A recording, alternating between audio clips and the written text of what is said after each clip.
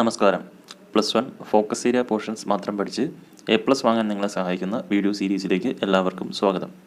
Thermal properties of matter എന്ന ചാപ്റ്ററിലെ കുറച്ച് previous ക്വസ്റ്റ്യൻസും മോഡൽ ക്വസ്റ്റ്യൻസുമാണ് നമ്മളിന്നിവിടെ ഡിസ്കസ് ചെയ്യുന്നത്.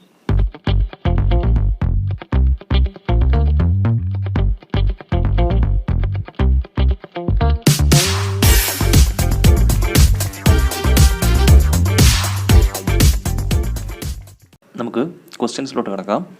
ഒന്നാമത്തെ question, there is a hole in a metal disc. ഒരു മെറ്റൽ ഡിസ്ക് ഉണ്ട്, ആ ഡിസ്കിൽ ഒരു ഹോളുണ്ട്. ഓക്കെ, ഒരു മെറ്റൽ പ്ലേറ്റ് ആണെന്ന് വിചാരിച്ചാൽ മതി. അതിൻ്റെ നടുക്കൊരു ഹോളുണ്ട്, നമ്മുടെ CD ഒക്കെ ഇല്ലേ അതേപോലത്തെ ഒരു hole. Okay, what happens to the size of the metal disc if the metal disc is heated? നമ്മൾ ഈ ഡിസ്കിനെ ഹീറ്റ് ചെയ്യുന്നു. അപ്പോൾ നമുക്കറിയാം അത് നിർമ്മിക്കാൻ ഉപയോഗിച്ചിരിക്കുന്ന മെറ്റലാണെന്നറിയാം. അപ്പോൾ ഹീറ്റ് ചെയ്യുമ്പോൾ സ്വാഭാവികമായിട്ടും എന്ത് സംഭവിക്കും? നമ്മൾ പഠിച്ചിട്ടുണ്ട്, എല്ലാ വസ്തുക്കളും ഹീറ്റ് ചെയ്യുന്ന സമയത്ത് എക്സ്പാൻഡ് ചെയ്യും. അത് ലീനിയർ ഷേപ്പുള്ള ഒരു വയറാണെങ്കിൽ അല്ലെങ്കിൽ ഒരു റോഡാണെങ്കിൽ അതിൻ്റെ ലെങ്ത് ഇൻക്രീസ് ചെയ്യും. അത് ഏരിയ ഒരു പ്ലെയിൻ ഷേപ്പുള്ള പേപ്പർ പോലത്തെ അല്ലെങ്കിൽ പ്ലേറ്റ് പോലത്തെ ഒരു ഷേപ്പാണെങ്കിൽ അതിൻ്റെ ഏരിയ ഇൻക്രീസ് ചെയ്യും. അതേസമയം അതൊരു 3D സ്ട്രക്ചർ ആണെങ്കിൽ അതിൻ്റെ വോളിയം ഇൻക്രീസ് ചെയ്യും എന്നുള്ളത് നമ്മൾ പഠിച്ചിട്ടുണ്ട്. അപ്പോൾ ഈ ഡിസ്കിനെ നമ്മൾ ഹീറ്റ് ചെയ്യുന്ന സമയത്ത് ഈ ഡിസ്ക് മൊത്തത്തിൽ വലുതാവാൻ തുടങ്ങും. മൊത്തത്തിൽ വലുതാകുമ്പോൾ അതിൻ്റെ അകത്തുള്ള ഹോളും വലുതാവുകയാണ് ചെയ്യുന്നത്. ഓക്കെ, അപ്പോൾ ആൻസർ എന്താണ്? The size of the hole increases. അടുത്ത question, which has the more specific heat capacity? ഇനി പറയുന്ന മെറ്റീരിയൽസിൽ ഏതിനാണ് സ്പെസിഫിക് ഹീറ്റ് കപ്പാസിറ്റി കൂടുതലുള്ളത് എന്നാണ് ചോദിച്ചിരിക്കുന്നത്. Water, sand. വാട്ടറും സാൻഡും.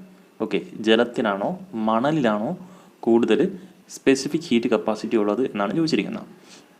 നമുക്ക് ഈ നേച്ചറിൽ കണ്ടുവരുന്ന എല്ലാ മെറ്റീരിയൽസും എടുത്ത് നോക്കിയാൽ ഏറ്റവും കൂടുതൽ സ്പെസിഫിക് ഹീറ്റ് കപ്പാസിറ്റി ഉള്ള മെറ്റീരിയൽ എന്ന് പറയുന്നത് വാട്ടറാണ്.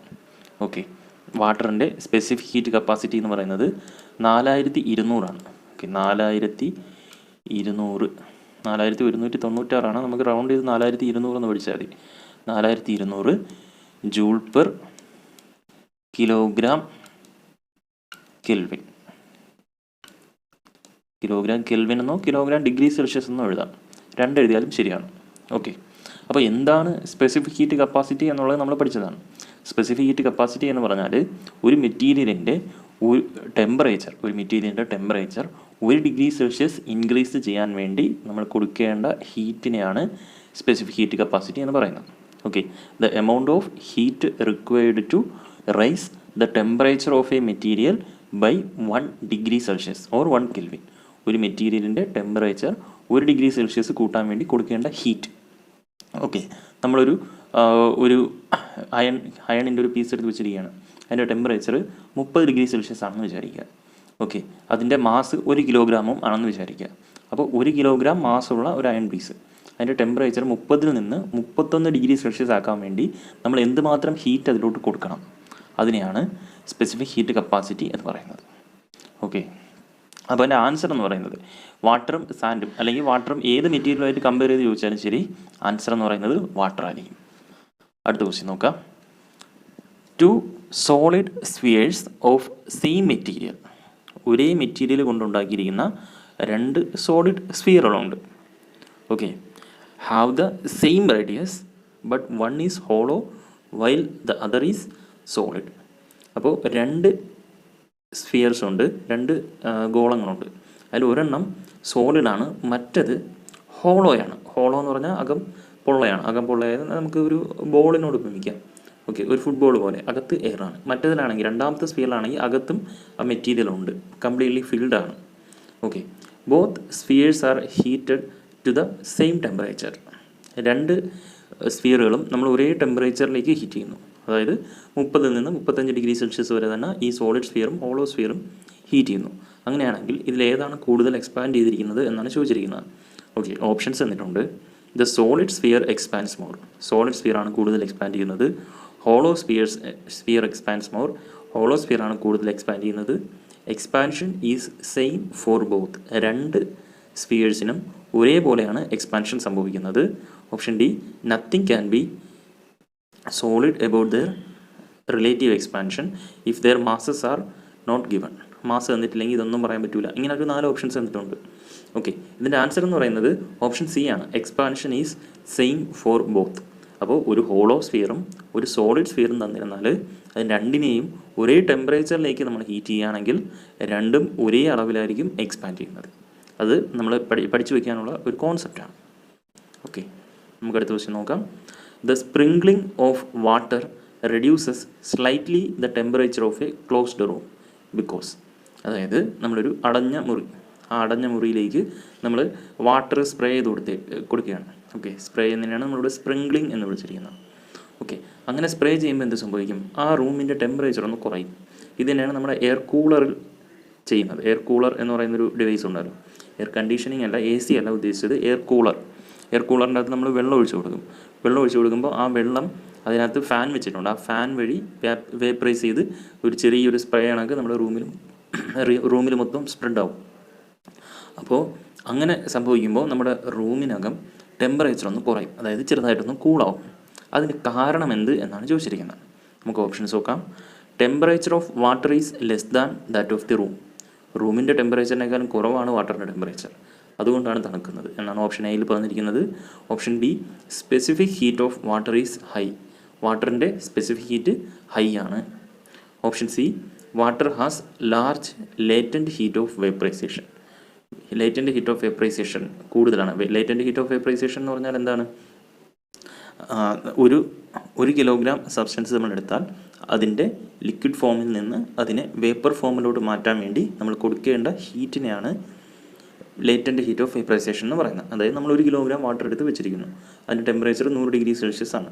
ആ 100 ഡിഗ്രി സെൽഷ്യസിലുള്ള വാട്ടറിനെ നമ്മൾ വേപ്പറാക്കി മാറ്റാൻ, സ്റ്റീമാക്കി മാറ്റാൻ വേണ്ടി അതിനെ ബോയിൽ ചെയ്യുന്നു, തിളപ്പിക്കുന്ന സമയത്ത് അത് ഫുള്ള് ആ വെച്ചിരിക്കുന്ന 1 കിലോഗ്രാം വാട്ടറും സ്റ്റീമായി മാറുന്നു. ഓക്കെ, അപ്പോൾ ഈ ഒരു കണ്ടീഷനിൽ നമ്മൾ എത്രമാത്രം ഹീറ്റ് കൊടുത്തിട്ടാണ് ഇത് സംഭവിച്ചത്, ആ ഹീറ്റിനെയാണ് ലേറ്റൻറ്റ് ഹീറ്റ് ഓഫ് വേപ്പറൈസേഷൻ എന്ന് വിളിക്കുന്നത്.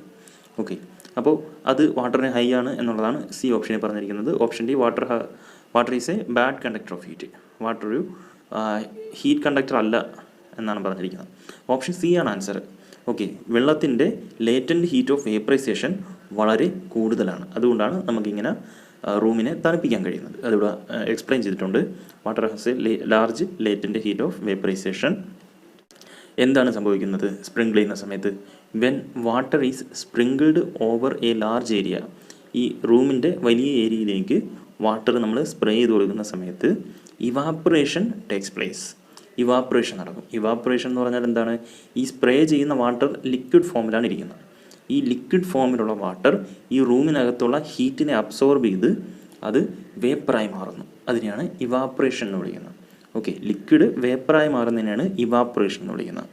ഓക്കെ, അങ്ങനെ വേപ്പറായി മാറണമെങ്കിൽ ഈ ലിക്വിഡിന് ആ റൂമിലുള്ള കുറേ ഹീറ്റിനെ വലിച്ചെടുത്താലേ സാധിക്കൂ. ഓക്കെ, ഹീറ്റിനെ വലിച്ചെടുത്ത് അത് വേപ്പറായി മാറുന്നു. അപ്പോൾ റൂമിലുള്ള ഹീറ്റിനെ വലിച്ചെടുക്കുന്ന സമയത്ത് റൂമിൻ്റെ ഹീറ്റ് നഷ്ടപ്പെടുന്നു. ഓക്കെ, റൂമിൻ്റെ എയറിലെ ഹീറ്റ് നഷ്ടപ്പെടുമ്പോൾ റൂമിൻ്റെ ടെമ്പറേച്ചർ ചെറുതായിട്ട് കുറയും. Okay, as the latent heat of vaporisation is large, cooling takes place. വാട്ടറിൻ്റെ ലേറ്റൻറ്റ് ഹീറ്റ് ഓഫ് വേപ്പറൈസേഷൻ വളരെ കൂടുതലായതുകൊണ്ടാണ് നമുക്കിങ്ങനെ തണുപ്പിക്കാൻ കഴിയുന്നത്. അതായത് നമുക്ക് വേറെ ഏതെങ്കിലും ലിക്വിഡ്, മണ്ണെണ്ണയോ അല്ലെങ്കിൽ വെളിച്ചെണ്ണയോ ഒന്ന് സ്പ്രേ ചെയ്ത് കൊടുത്താൽ ഇങ്ങനെയൊന്നും സംഭവിക്കത്തില്ല.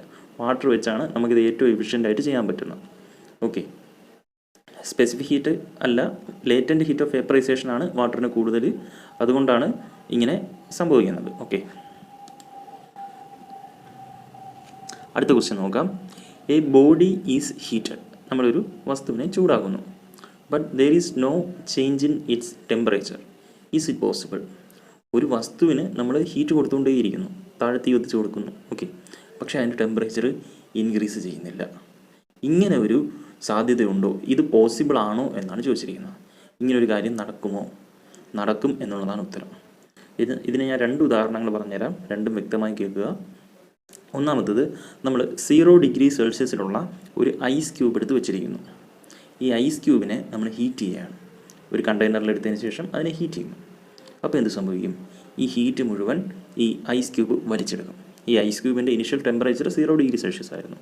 ഓക്കെ, ഈ ഹീറ്റ് മുഴുവൻ വലിച്ചെടുത്ത് ഈ ഐസ് എന്നുള്ള, അതായത് സോളിഡ് സ്റ്റേറ്റിൽ നിന്ന് ഇത് ലിക്വിഡ് സ്റ്റേറ്റിലേക്ക് മാറും. അതായത് മെൽറ്റിങ് നടക്കും. മെൽറ്റിങ് എന്ന് പറഞ്ഞാൽ എന്താണ്? സോളിഡ് ആയിരിക്കുന്ന ഒരു ഒബ്ജക്റ്റ് ഹീറ്റ് അബ്സോർബ് ചെയ്തുകൊണ്ട് ലിക്വിഡായി മാറുന്ന പ്രോസസ്സിനെയാണ് മെൽറ്റിംഗ് എന്ന് വിളിക്കുന്നത്. ഓക്കെ, അപ്പോൾ ഈ ഐസ് ഹീറ്റ് വലിച്ചെടുത്തുകൊണ്ട് വാട്ടറായി മാറുന്നു. അപ്പോൾ ഐസിൻ്റെ ഇനിഷ്യൽ ടെമ്പറേച്ചർ എത്രയായിരുന്നു? 0 ഡിഗ്രി സെൽഷ്യസ് ആയിരുന്നു. ഈ ഐസ് ഹീറ്റ് വലിച്ചെടുത്ത് വാട്ടറായി മാറിക്കൊണ്ടിരിക്കുന്ന ആ കംപ്ലീറ്റ് പ്രോസസ്സും 0 ഡിഗ്രി സെൽഷ്യസിൽ തന്നെയായിരിക്കും നടക്കുന്നത്. കാരണം ഐസിൻ്റെ മെൽറ്റിംഗ് പോയിൻറ്റ് എന്ന് പറയുന്നത് 0 ഡിഗ്രി സെൽഷ്യസ് ആണ്. മെൽറ്റിംഗ് പോയിൻ്റ് എന്ന് പറഞ്ഞാൽ അത് ഉരുകുന്ന ടെമ്പറേച്ചർ. അപ്പോൾ ഈ ഐസ് മുഴുവനും ഉരുകി വെള്ളമായി തീരുന്നത് വരെ അതിൻ്റെ ടെമ്പറേച്ചർ ഇൻക്രീസ് ചെയ്യില്ല. പക്ഷേ ഇത് ഹീറ്റ് വലിച്ചെടുത്തുകൊണ്ടേയിരിക്കുകയാണ്. മനസ്സിലായോ? അതുകൊണ്ട് ഇതൊരു ഐസോതെർമൽ പ്രോസസ്സും കൂടെയാണ്. ഐസോതെർമൽ എന്ന് പറഞ്ഞാൽ എന്താണ്? ടെമ്പറേച്ചർ ഇൻക്രീസ് ചെയ്യാതെ നടക്കുന്ന പ്രോസസ്സാണ്. ഓക്കെ, ഐസോതെർമൽ പ്രോസസ്സിൻ്റെ എക്സാമ്പിൾസ് പറഞ്ഞ സമയത്ത് നമ്മളിത് പറഞ്ഞതാണ്.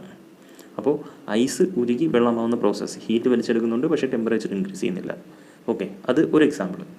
ഇനി വേറൊരു എക്സാമ്പിൾ പറയുകയാണെങ്കിൽ 100 ഡിഗ്രി സെൽഷ്യസിലുള്ള വാട്ടർ നമ്മൾ എടുക്കുന്നു. ഓക്കെ, വാട്ടറിന് 100 ഡിഗ്രി സെൽഷ്യസിൽ ലിക്വിഡായിട്ടും വേപ്പറായിട്ടും അതായത് സ്റ്റീമായിട്ടും ഒക്കെ നിൽക്കാൻ പറ്റും. പക്ഷേ നമ്മൾ എടുക്കുന്നത് 100 ഡിഗ്രി സെൽഷ്യസിലുള്ള വാട്ടറാണ്, അതായത് ലിക്വിഡാണ്. ഈ വാട്ടർ നമ്മളൊരു കണ്ടെയ്നറിലെടുത്തതിന് ശേഷം ഇതിനെ ഹീറ്റ് ചെയ്യണം.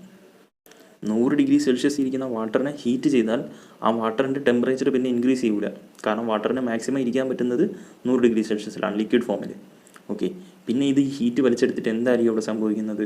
അവിടെ ബോയിലിംഗ് എന്ന് പറയുന്നൊരു പ്രോസസ്സ് അല്ലെങ്കിൽ ഇവാപ്പറേഷൻ എന്ന് പറയുന്നൊരു പ്രോസസ്സാണ് സംഭവിക്കുന്നത്. അതായത് 100 ഡിഗ്രി സെൽഷ്യസിലിരിക്കുന്ന വാട്ടർ ഈ ഹീറ്റിനെ വലിച്ചെടുത്തുകൊണ്ട് സ്റ്റീമായി മാറുന്നു, ആവിയായി, നീരാവിയായി മാറുന്നു. ഓക്കെ, അപ്പോൾ ഈ 100 ഡിഗ്രി സെൽഷ്യസിലിരിക്കുന്ന വാട്ടർ ഹീറ്റിനെ വലിച്ചെടുത്ത് നീരാവിയായി മാറിക്കഴിഞ്ഞാലും അതിൻ്റെ ടെമ്പറേച്ചർ തന്നെയായിരിക്കും, 100 ഡിഗ്രി സെൽഷ്യസ് ആയിരിക്കും. ആ വാട്ടർ ഫുള്ള് സ്റ്റീമായി മാറുന്നത് വരെയും അതിൻ്റെ ടെമ്പറേച്ചർ 100 ഡിഗ്രി സെൽഷ്യസ് ആയിരിക്കും. ഫുള്ള് സ്റ്റീമായി കഴിഞ്ഞിട്ട് പിന്നെ ഹീറ്റ് കൊടുത്താലേ ആ സ്റ്റീമിൻ്റെ ടെമ്പറേച്ചർ ഇൻക്രീസ് ചെയ്യുള്ളൂ. ഓക്കെ, അപ്പോൾ ഈ വാട്ടർ സ്റ്റീമായി മാറുന്ന ആ ഒരു പ്രോസസ്സ് അതിന് നമ്മൾ ബോയിലിംഗ് എന്നാണ് വിളിക്കുന്നത്. ആ പ്രോസസ്സ് ഒരു ഐസോതെർമൽ പ്രോസസ്സാണ്. അതിവിടെ പറഞ്ഞതുപോലെ ഹീറ്റിനെ അബ്സോർബ് ചെയ്യുന്നുണ്ടെങ്കിലും ടെമ്പറേച്ചർ ഇൻക്രീസ് ചെയ്യാത്തൊരു പ്രോസസ്സാണ്. ഓക്കെ, അപ്പോൾ ഇതിൻ്റെ ആൻസർ നോക്കാം. യെസ്, ഡ്യൂറിങ് ചേഞ്ച് ഓഫ് സ്റ്റേറ്റിൽ ആദ്യം പറഞ്ഞ എക്സാമ്പിൾ സോളിഡിൽ നിന്ന് ലിക്വിഡായി മാറുന്ന എക്സാമ്പിളാണ്. രണ്ടാമത് പറഞ്ഞത് ലിക്വിഡിൽ നിന്ന് ഗ്യാസായി മാറുന്ന എക്സാമ്പിളാണ്. Okay, during change of state there will be no increase in temperature even when heat is supplied. Heat supply ചെയ്തുകൊണ്ടിരുന്നാലും ടെമ്പറേച്ചർ ഇൻക്രീസ് ചെയ്യൂല. ഓക്കെ, അടുത്ത ക്വസ്റ്റ്യൻ നോക്കാം. When boiling water is put in a glass tumbler എന്ന് പറഞ്ഞാൽ നമ്മൾ ചായ കുടിക്കുന്ന പോലത്തെ ചില്ല് ഗ്ലാസ്. ഓക്കെ, അപ്പോൾ തിളയ്ക്കുന്ന വാട്ടർ, ബോയിലിംഗ് വാട്ടർ എന്ന് പറഞ്ഞാൽ തിളയ്ക്കുന്ന വെള്ളം എടുത്ത് നമ്മൾ ഒരു ചായ ഗ്ലാസ്സിലോട്ട് ഒഴിച്ചു കൊടുക്കുകയാണ്. The Tumblr cracks. വൈ? അപ്പോൾ ചിലപ്പോൾ ആ ചായ ഗ്ലാസ്, ആ ചില്ല് ഗ്ലാസ് പൊട്ടുന്നതായിട്ട് നമുക്ക് കാണാൻ സാധിക്കും. നമ്മുടെ വീടുകളിൽ പലപ്പോഴും നമുക്ക് പറ്റിയിട്ടുള്ളതായിരിക്കും. തിളയ്ക്കുന്ന വെള്ളം എടുത്ത് ഡയറക്റ്റ് ഗ്ലാസ്സിലോട്ട് ഒഴിച്ചു കൊടുത്താൽ തണുത്തിരിക്കുന്ന ഗ്ലാസ്സിലോട്ട്, അതായത് നോർമൽ ടെമ്പറേച്ചറിൽ ഇരിക്കുന്ന ഗ്ലാസ്സിലോട്ട് ഈ തിളയ്ക്കുന്ന വെള്ളം എടുത്ത് ഒഴിച്ചു കൊടുത്താൽ ടംബ്ലർ പൊട്ടുന്നതായിട്ട് കാണാൻ സാധിക്കും. അത് എന്തുകൊണ്ടാണ് എന്നാണ് ചോദിച്ചിരിക്കുന്നത്. അപ്പോൾ അത് പറഞ്ഞ് മനസ്സിലാക്കി തരാൻ വേണ്ടി ഞാനിവിടെ ഒരു ഗ്ലാസിൻ്റെ ഫിഗർ വരയ്ക്കുകയാണ്. ഓക്കെ, ഇതൊരു ഗ്ലാസ്സാണ്. ഈ ഗ്ലാസ്സിനൊരു തിക്നെസ് കാണും. ആ തിക്നെസ് ഞാൻ കുറച്ച് എൻലാർജ് ചെയ്ത് വലുതാക്കി വരയ്ക്കുകയാണ്. ഓക്കെ, ഇത്രയും തിക്ക് ആയ ഗ്ലാസ് ആണെന്ന് വിചാരിക്കുക. ഓക്കെ, അപ്പോൾ ഈ ഗ്ലാസ്സിന് നമുക്ക് ഇത്രയും തിക്നെസ് ഉള്ളതുകൊണ്ട് ഇതിനെ നമുക്ക് 2 ലെയറാക്കി വരയ്ക്കാം. അതായത് ഇങ്ങനെ നടുക്കൂടെ നമ്മളൊരു വര വരയ്ക്കുകയാണ്. ഓക്കെ, നടുക്കൂടെ ഇങ്ങനെ ഒരു വര വരച്ചു. ഇതിങ്ങനെ മൊത്തം വരയ്ക്കാം. ഞാൻ ഇത്ര ഭാഗം മാത്രം വരയ്ക്കുന്നു. ഇനി ഇതിൻ്റെ അകത്തോട്ട് നമ്മൾ എന്ത് ചെയ്യാണ്? 100 ഡിഗ്രി സെൽഷ്യസിലുള്ള തിളച്ച വെള്ളം എടുത്തൊഴിക്കുകയാണ്. തിളയ്ക്കുന്ന വെള്ളം എടുത്തൊഴിക്കുകയാണ്. Boiling water എടുത്തൊഴിക്കുകയാണ്. അപ്പോൾ എന്ത് സംഭവിക്കും? ആദ്യം ഈ ഗ്ലാസ് ഇരുന്നത് ഒരു 25 ഡിഗ്രി സെൽഷ്യസിലാണെന്ന് വിചാരിക്കുക. ഓക്കെ, നമ്മുടെ നോർമൽ ഗ്ലാസ് നമ്മുടെ റൂമിൽ വെച്ചേക്കുന്നത് ഏകദേശം 25-നും 30-നും ഇടയിലുള്ള ടെമ്പറേച്ചറിലായിരിക്കും ഇരിക്കുന്നത്.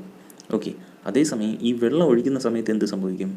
ഈ ഗ്ലാസിൻ്റെ അകം വശത്ത് ഈ 100 ഡിഗ്രി സെൽഷ്യസ് ആയിരിക്കും തട്ടുന്നത്, അല്ലേ? അകം വശത്ത് മൊത്തം 100 ഡിഗ്രി സെൽഷ്യസ് തട്ടുന്നു. പക്ഷേ ഈ ഗ്ലാസ് എന്ന് പറയുന്നത് ഒരു ബാഡ് കണ്ടക്ടർ ഓഫ് ഹീറ്റാണ്. ഗ്ലാസ് നല്ല രീതിക്ക് ഹീറ്റിനെ കണ്ടക്ട് ചെയ്യൂല. അതുകൊണ്ടാണ് തിളച്ച വെള്ളം ഒഴിച്ച് വെച്ചിരിക്കുന്ന ഗ്ലാസ് നമുക്ക് കയ്യിലെടുക്കാൻ പറ്റുന്നത്. ഓക്കെ, ചില്ല് ഗ്ലാസ് ആണെങ്കിൽ നമുക്ക് കയ്യിലെടുക്കാൻ പറ്റും. സ്റ്റീൽ ഗ്ലാസ് നമുക്ക് കയ്യിലെടുക്കാൻ പറ്റൂല. കാരണം അത് നല്ല കണ്ടക്ടറാണ്. സ്റ്റീൽ എന്ന് പറയുന്നത് ഹീറ്റിനെ കണ്ടക്ട് ചെയ്യും, നമ്മുടെ കയ്യിൽ ചൂടടിക്കും. അതേസമയം കുപ്പി ഗ്ലാസ് ആണെങ്കിൽ നമുക്ക് കയ്യിലെടുക്കാൻ പറ്റും. ഓക്കെ, അപ്പോൾ എന്ത് സംഭവിക്കുമെന്ന് വെച്ചാൽ ഇതിൻ്റെ അകം വശം പെട്ടെന്ന് ചൂടാവുകയും പുറം വശം ചൂടാകാതെ പഴയ ടെമ്പറേച്ചറിൽ നിൽക്കുകയും ചെയ്യും. അപ്പോൾ എന്ത് സംഭവിക്കും? എല്ലാ മെറ്റീരിയൽസും ഹീറ്റ് ചെയ്താൽ എക്സ്പാൻഡ് ചെയ്യുമെന്ന് നമുക്കറിയാം. ഓക്കെ, അതേപോലെ തന്നെയാണ് ഗ്ലാസിൻ്റെ അകം വശം ഹീറ്റ് ആവുന്ന സമയത്ത് അത് എക്സ്പാൻഡ് ചെയ്യും. പക്ഷേ പുറം വശത്ത് ഹീറ്റ് കിട്ടുന്നുണ്ടോ? ഇല്ല. പുറം വശം പഴയ ടെമ്പറേച്ചറിൽ, അതായത് ലോവർ ടെമ്പറേച്ചറിലും അകം വശം ഹയർ ടെമ്പറേച്ചറിൽ എക്സ്പാൻഡ് ചെയ്യാൻ തുടങ്ങുമ്പോൾ ഇതിൻ്റെ സ്ട്രക്ചറിന് വിള്ളൽ സംഭവിച്ചാണ് ഇവിടെ ക്രാക്കിംഗ് ഉണ്ടാകുന്നത്. ഓക്കെ, ഒരു ഭാഗം കൂടുതൽ എക്സ്പാൻഡ് ചെയ്യുകയും മറ്റേ ഭാഗം എക്സ്പാൻഡ് ചെയ്യാതിരിക്കുകയും ചെയ്യുന്ന സമയത്ത് ഇത് പൊട്ടുന്നതാണ്. ഓക്കെ, അപ്പോൾ എൻ്റെ ആൻസർ നോക്കാം. Glass is A poor conductor of heat. Glass എന്ന് പറയുന്നത് ഒരു ഹീറ്റിൻ്റെ പുവർ കണ്ടക്ടറാണ്, അതായത് ഇൻസുലേറ്റർ ആണെന്ന് വേണമെങ്കിൽ പറയാം. So inner and outer surfaces of glass tumbler suffer uneven expansion. അതായത് അകംവശം കൂടുതൽ വികസിക്കുകയും പുറം വശം വലുതായിട്ട് വികസിക്കാതിരിക്കുകയും ചെയ്യുന്നു. അതിനെയാണ് അൺഈവൻ എന്ന് വിളിക്കുന്നത്. അൺഈവൻ എന്ന് പറഞ്ഞാൽ ഒരുപോലെ അല്ലാത്തത് എന്നാണ് അർത്ഥം. ഓക്കെ, അപ്പോൾ അൺഈവനായിട്ട് എക്സ്പാൻഡ് ചെയ്യുന്ന സമയത്ത് ഇറ്റ് ബ്രേക്സ്, അത് ബ്രേക്ക് ചെയ്യുന്നത് പൊട്ടിപ്പോകും. ഓക്കെ, ഏതെങ്കിലും ഒരു സ്ഥലത്ത് പൊട്ടിയാൽ മതിയല്ലോ ഗ്ലാസ് പൊട്ടിപ്പോവാൻ. അപ്പോൾ അത് മനസ്സിലായെന്ന് വിശ്വസിക്കുന്നു. നമുക്ക് അടുത്ത ക്വസ്റ്റ്യനിലോട്ട് പോവാം. A small space is left between two rails on A railway track. നമ്മൾ റെയിൽവേ ട്രാക്ക് കണ്ടിട്ടുണ്ടല്ലേ? റെയിൽവേ ട്രാക്കിൻ്റെ ഒരു വശം മാത്രമാണ് ഞാൻ വരയ്ക്കുന്നത്. അപ്പോൾ ഇങ്ങനെ നീളമുള്ള സ്റ്റീൽ ബാറുകൾ ഉപയോഗിച്ചാണ് റെയിൽവേ ട്രാക്ക് നിർമ്മിച്ചിരിക്കുന്നത് അല്ലേ? ഇങ്ങനെ നീളമുള്ള സ്റ്റീൽ ബാറുകൾ കൊണ്ടുവന്ന് പ്ലേസ് ചെയ്തിട്ടാണ് റെയിൽവേ ട്രാക്കുകൾ നിർമ്മിച്ചിരിക്കുന്നത്. അപ്പോൾ ഇതിൻ്റെ ഇടയ്ക്ക് പിന്നെ ഇങ്ങനെയൊക്കെ വരും. അതേപോലെ അപ്പുറത്തും ഇതിന് പാരലായിട്ട് വരും. നമുക്കിതാ ഇത്ര ഭാഗം മാത്രം, നമുക്കിതാ ഇവിടെ മാത്രം നോക്കാം, ഇത്രയും ഭാഗം മാത്രം നോക്കാം. അപ്പോൾ ഇങ്ങനെ നോക്കുമ്പോൾ A small space is left between two rails. രണ്ട് റെയിൽ, ഇതാണ് ഒരു റെയിൽ, ഇത് രണ്ടാമത്തെ റെയിൽ. ഈ രണ്ട് റെയിലിനിടയിൽ ഒരു ചെറിയൊരു സ്പേസ് ഇട്ടിട്ടുണ്ട്. നിങ്ങളിത് റെയിൽവേ പാളത്തിൽ പോയി നോക്കിക്കഴിഞ്ഞാൽ നിങ്ങൾക്ക് കാണാൻ സാധിക്കും. ഓക്കെ, എന്തിനു വേണ്ടിയാണ് അങ്ങനെ ഇട്ടിരിക്കുന്നത് എന്നാണ് ചോദിച്ചിരിക്കുന്നത്. ഓക്കെ, അതിൻ്റെ ആൻസർ നമുക്ക് വായിച്ചു നോക്കാം. If no space is left, ഇവിടെ സ്പേസ് ഒന്നും ഇട്ടിട്ടില്ല എന്ന് വിചാരിക്കാം.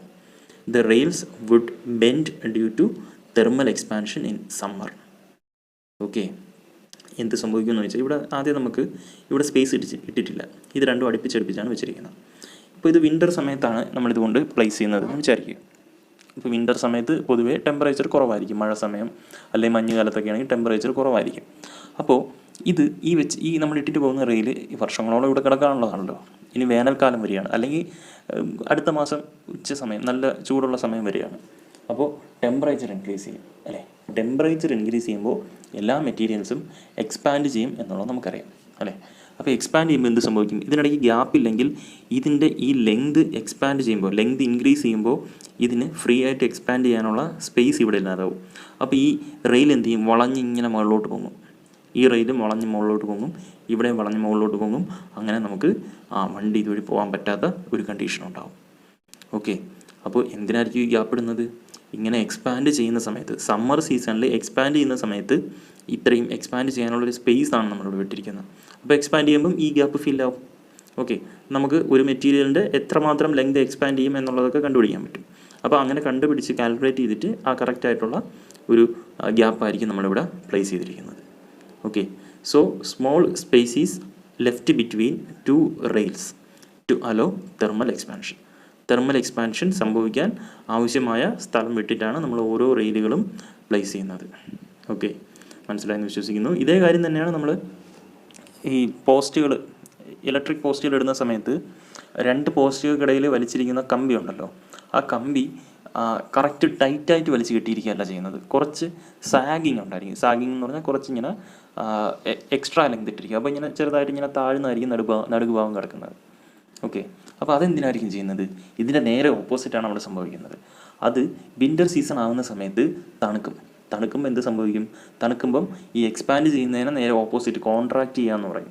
ഓക്കെ, എക്സ്പാൻഡ് ചെയ്യുക എന്ന് പറഞ്ഞാൽ വലുതാവുക, കോൺട്രാക്റ്റ് ചെയ്യുക എന്ന് പറഞ്ഞാൽ ചെറുതാവുക.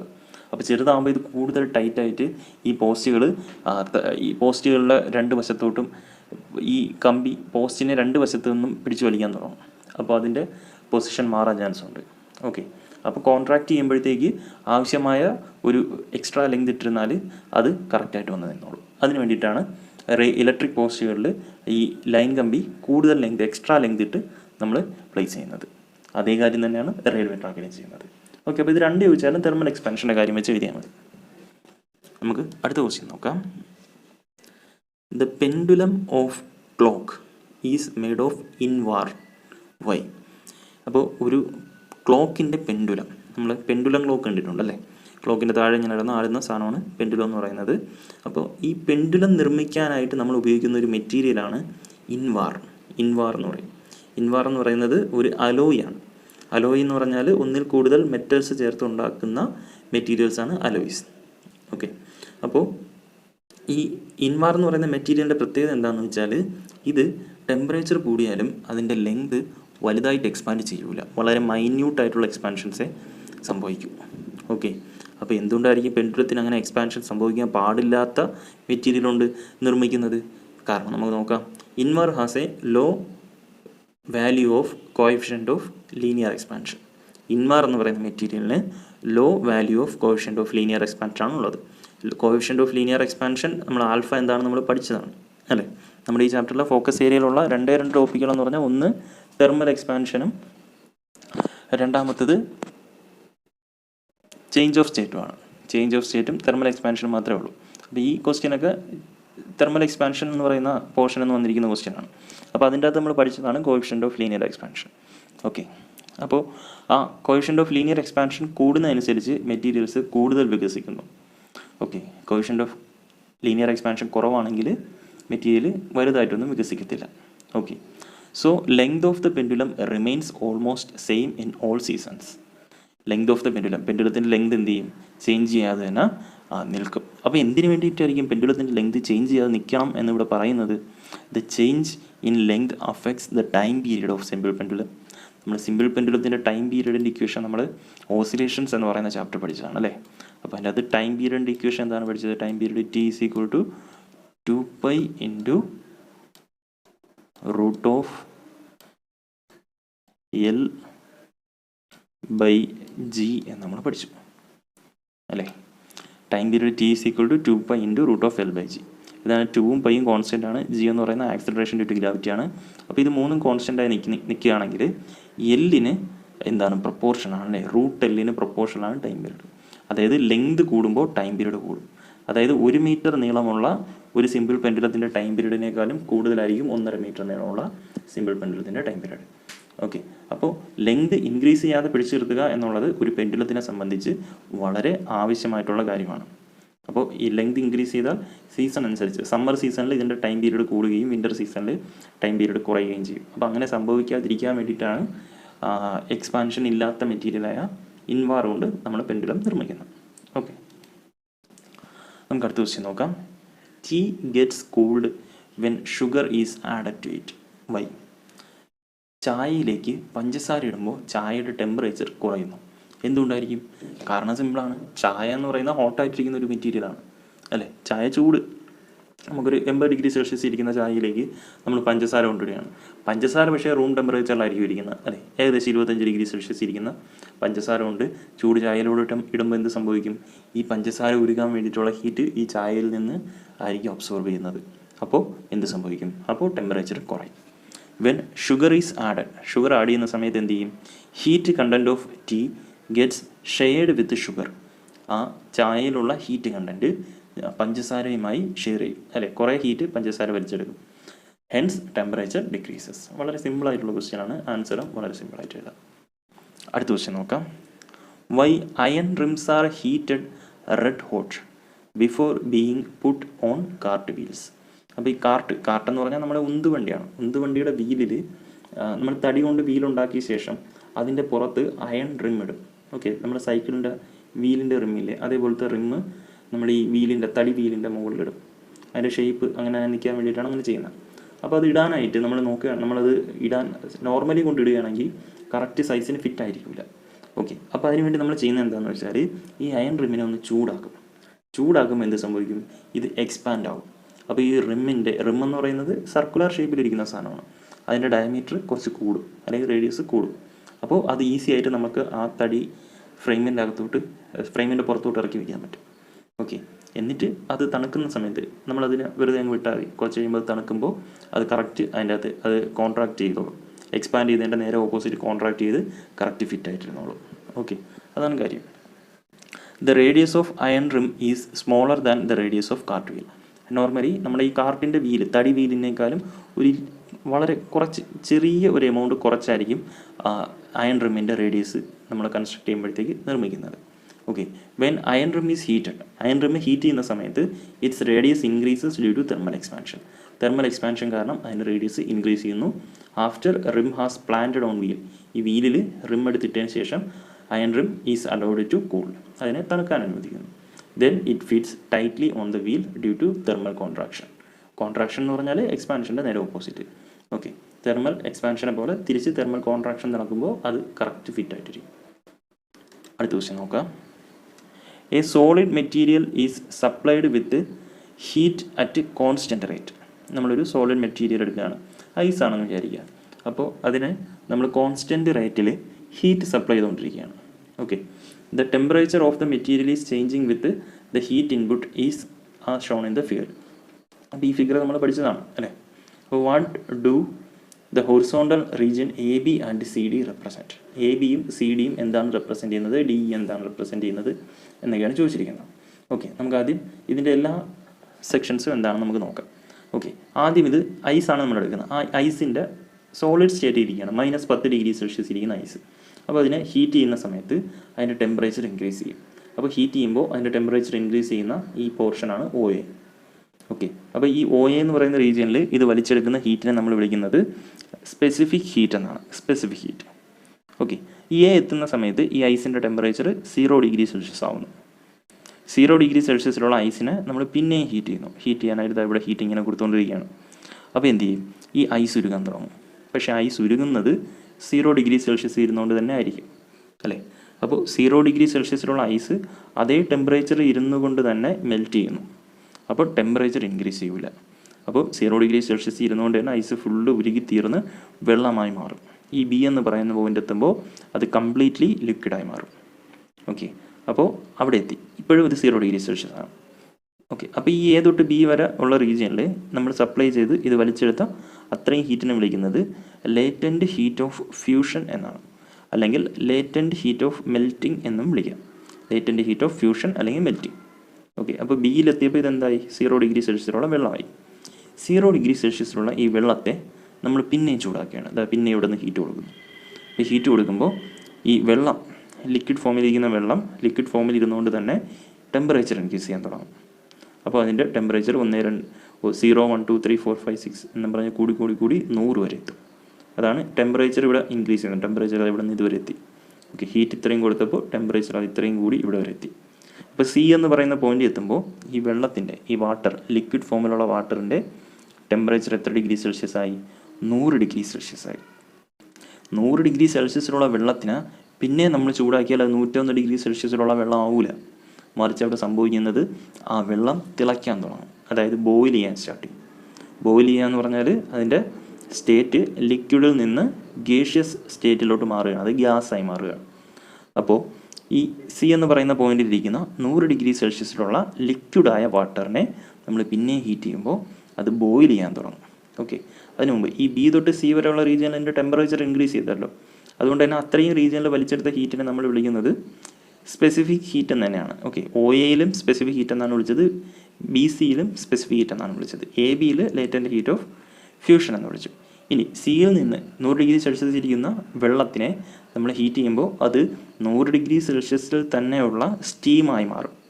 അതായത് ബോയിലിംഗ് നടക്കും, അല്ലെങ്കിൽ ഇവാപ്പറേഷൻ നടക്കും. ഓക്കെ, 100 ഡിഗ്രി സെൽഷ്യസിലുള്ള ഈ വെള്ളം പതുക്കെ തിളച്ച് അത് മുഴുവൻ ആ ഫുൾ വാട്ടറും എന്തായി മാറുന്നു, സ്റ്റീമായി മാറുന്നു. അപ്പോഴാണ് ഈ ഡി എന്ന് പറയുന്ന പോയിന്റ് എത്തുന്നത്. പക്ഷേ ആ ഫുൾ പ്രോസസ്സ് നടക്കുന്നത് 100 ഡിഗ്രി സെൽഷ്യസ് ഇരുന്നുകൊണ്ട് തന്നെ ആയിരിക്കും. ഓക്കെ, അപ്പോൾ അതിൻ്റെ ടെമ്പറേച്ചർ ഇൻക്രീസ് ചെയ്യില്ല, അതുകൊണ്ട് ഹൊറിസോണ്ടൽ ലൈൻ ആയിരിക്കും. അങ്ങനെ ഡിയിലെത്തി. അപ്പോൾ ഡിയിലെത്തുമ്പോൾ ഇത് ഫുള്ള് സ്റ്റീമായി മാറിയിട്ടുണ്ടായിരിക്കും. ഓക്കെ, ഫുള്ള് സ്റ്റീമായിരിക്കും. അപ്പോൾ സി തൊട്ട് ഡി വരെ ഇത് ലിക്വിഡ് ഫോമിൽ നിന്ന് ഗേഷ്യസ് സ്റ്റേറ്റിലോട്ട് മാറാൻ വേണ്ടി വലിച്ചെടുത്ത ഹീറ്റിനെ നമ്മൾ വിളിക്കുന്നത് ലേറ്റൻറ്റ് ഹീറ്റ് ഓഫ് വേപ്പറൈസേഷൻ എന്നാണ്. Latent heat of vaporisation. Okay, അവിടെ ടെമ്പറേച്ചർ ഇൻക്രീസ് ചെയ്യൂല. അപ്പോൾ ഡിയിലെത്തിയപ്പോൾ ഇതെന്തായി, ഈ ഫുള്ള് വാട്ടർ എന്തായി മാറി, സ്റ്റീമായി മാറി. അപ്പോൾ 100 ഡിഗ്രി സെൽഷ്യസ് ഇരിക്കുന്ന സ്റ്റീമായി മാറി. ഇനി നമ്മൾ ഈ സ്റ്റീമിനെ പിന്നെ ഹീറ്റ് ചെയ്യുകയാണ്. പിന്നെ ഹീറ്റ് ചെയ്താൽ എന്ത് സംഭവിക്കും? ഈ സ്റ്റീമിൻ്റെ ടെമ്പറേച്ചർ ഇൻക്രീസ് ചെയ്യാൻ തുടങ്ങും. 100 ഡിഗ്രി സെൽഷ്യസിൽ നിന്ന് 101, 102, 103 അങ്ങനെ കൂടി അങ്ങനെ പോകും. ഓക്കെ, അപ്പോൾ ടെമ്പറേച്ചർ ഇൻക്രീസ് ചെയ്യാൻ വേണ്ടി സ്റ്റീം വലിച്ചെടുക്കുന്ന ആ ഹീറ്റിനെയും നമുക്ക് സ്പെസിഫിക് ഹീറ്റ് എന്ന് തന്നെ വിളിക്കാം. ഓക്കെ, അപ്പോൾ ഒന്നുകൂടി ചുരുക്കി പറയാം. O തൊട്ട് A വരെ ഐസിൻ്റെ ടെമ്പറേച്ചർ ഇൻക്രീസ് ചെയ്ത് 0 ഡിഗ്രി സെൽഷ്യസ് എത്തുന്നു, അതിനെ നമ്മൾ സ്പെസിഫിക് ഹീറ്റ് എന്ന് വിളിക്കുന്നു. A തൊട്ട് B വരെ 0 ഡിഗ്രി സെൽഷ്യസ് ഇരുന്നുകൊണ്ട് ഐസ് വെള്ളമായി മാറുന്നു, ആ ഹീറ്റിനെ നമ്മൾ വിളിക്കുന്നത് ലേറ്റൻറ്റ് ഹീറ്റ് ഓഫ് ഫ്യൂഷൻ അല്ലെങ്കിൽ ലേറ്റൻറ്റ് ഹീറ്റ് ഓഫ് മെൽറ്റിംഗ് എന്നാണ്. ഈ ബിയിലെത്തുമ്പോൾ ഇത് 0 ഡിഗ്രി സെൽഷ്യസിലുള്ള വാട്ടർ ആവുന്നു. പിന്നെ നമ്മൾ ഹീറ്റ് ചെയ്യുമ്പോൾ 0 ഡിഗ്രി സെൽഷ്യസിലുള്ള വാട്ടർ ടെമ്പറേച്ചർ ഇൻക്രീസ് ചെയ്ത് 100 ഡിഗ്രി സെൽഷ്യസ് എത്തുന്നു. അവിടെ നമ്മൾ കൊടുത്ത ഹീറ്റിനെ സ്പെസിഫിക് ഹീറ്റ് എന്ന് തന്നെയാണ് വിളിക്കുന്നത്, കാരണം ടെമ്പറേച്ചർ ഇൻക്രീസ് ചെയ്യുന്നു. സിയിലെത്തുമ്പോൾ ഇത് 100 ഡിഗ്രി സെൽഷ്യസിലുള്ള വാട്ടറായി മാറി. പിന്നെ നമ്മൾ ഹീറ്റ് ചെയ്താൽ അതിൻ്റെ സ്റ്റേറ്റ് ചേഞ്ച് ചെയ്ത് അത് വേപ്പറായി മാറുന്നു, ബോയിലിംഗ് നടക്കുന്നു.